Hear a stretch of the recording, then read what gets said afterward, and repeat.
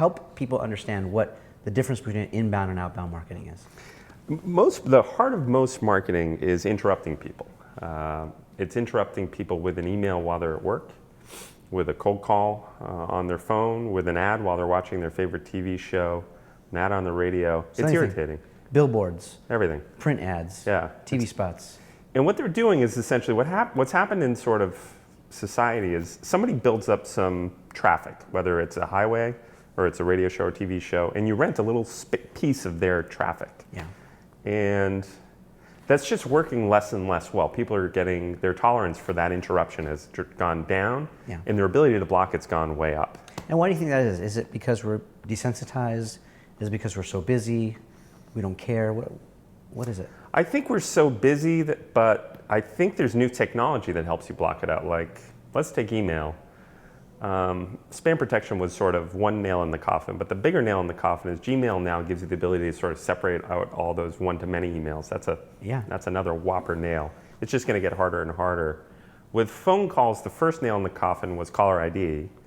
The second nail in the coffin, I think what will happen with spam protection will happen with phone calls. You'll be able to say mark as spam if someone calls you and it's spam, and there'll be a spam list, and that'll get harder. And I think the other nail, the last nail in the coffin was less and less people hate to talk on the phone. I hate to talk on the phone. I don't have a phone on my desk anymore. Most execs don't have a phone on their desks anymore. I just think technology's enabled us to block out irritating marketing in ever and ever more efficient ways. So your solution is inbound marketing? Yeah. So what is that? Sort of the opposite. Instead of trying to interrupt somebody while they're doing their work, how do you pull them in? How do you pull them in while they're working? How do you match the way you market with the way a human actually lives and works and shops and learns? And so our solution is much more around the cost to develop a piece of content. It used to be very expensive to create a TV show, or very expensive to create a radio show or a newspaper or anything. Boy, the cost to create content is really dropped a lot, 10, 100x. And so what we say is don't rent a piece of content on somebody else's traffic. Build your own piece of content.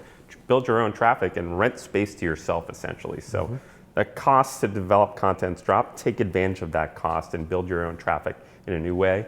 And if you create good content, people tend to find good content. It's like a magnet.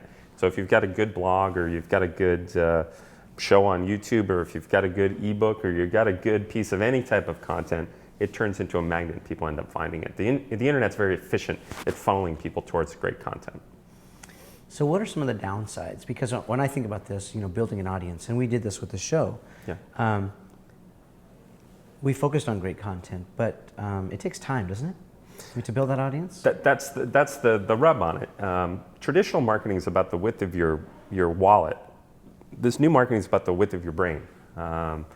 You don't need a lot of money to create content today to start a show like you've started, or to start a blog, or start anything today. The cost has dropped dramatically, but you need to be clever and smart, and it takes a little bit of time. And so for your show, you have to take time, and you have to get on reasonable guests, and you have to ask good questions, and you have to keep it compelling, and you have to become a good editor. None of which costs a lot of money, but it costs your time and energy. Yeah.